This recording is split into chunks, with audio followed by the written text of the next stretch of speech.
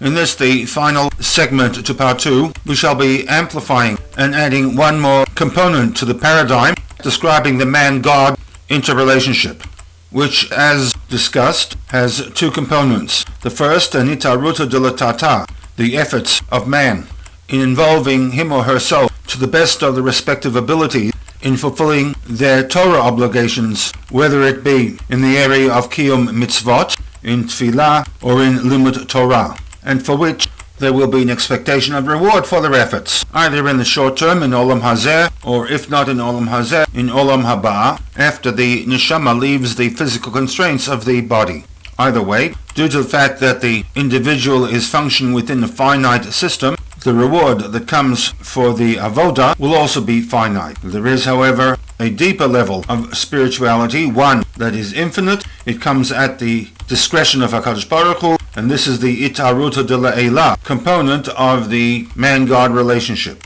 It comes as a matana and is referenced in a number of areas, such as the level of Torah knowledge identified as Tal Torah, the Torah that is to be taught in the Yemot HaMashiach. It is the gift given to certain individuals known as Nevuah, part of which incorporates revelations and communications from HaKadosh Baruch Hu regarding the Bnei Yisrael during the period of the Nevi'im, and to select individuals in the post-Churban period up until this present day. The Itaruta de La'ela was also applied to the concept of Goral, which expressed itself with respect to the division and allocation of land to the 12 Shvatim. The model for this interaction between HaKadosh Baruch Hu and Bnei Yisrael is recorded in Shmot, Perek Yutet and Chaf, known as Revelation, at which time the oral version of the Aseret HaDibrot were communicated to the Bnei Yisrael, subsequently presented to them in a physical format with the two sets of Luchot,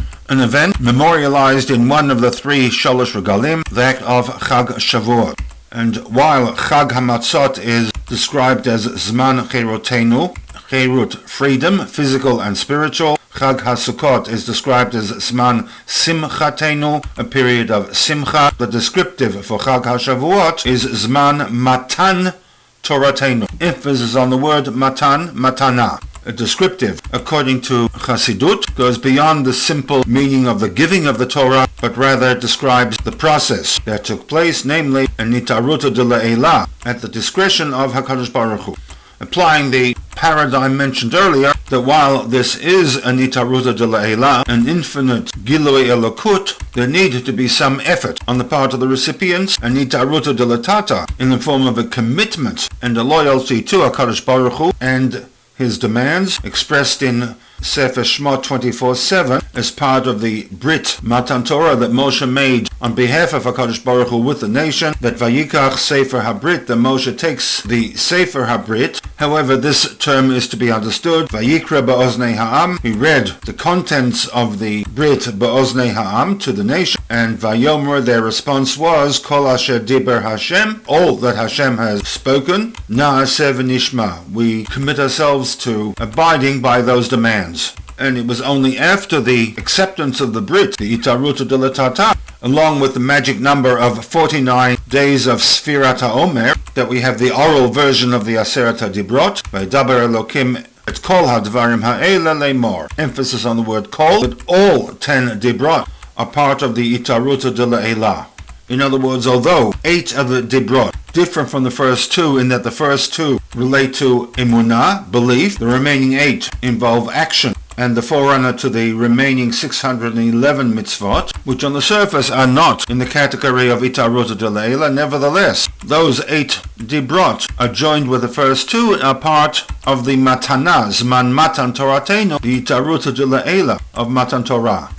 So we now add a fourth category to the Matana concept of Gorel, Nevuah, and Torah Shel Mashiach, each of which connote a revelation of HaKadosh Baruch Hu, which is L'mala Mitam Vadat. To this group of 3, we can now add the Aseret HaDibrot, all expressions of the Itaruta de La'ela, the infinite revelation of HaKadosh Baruch Hu, manifesting itself in Olam Hazeh. And with this we can return to our original statement made regarding the Goral that traces itself back to the period of the Gaonim, that anybody who is over al ha-Goral, who challenges the authority and the authenticity of the results of the Goral, is ka'over al aseret hadibrot, as if one challenges the authenticity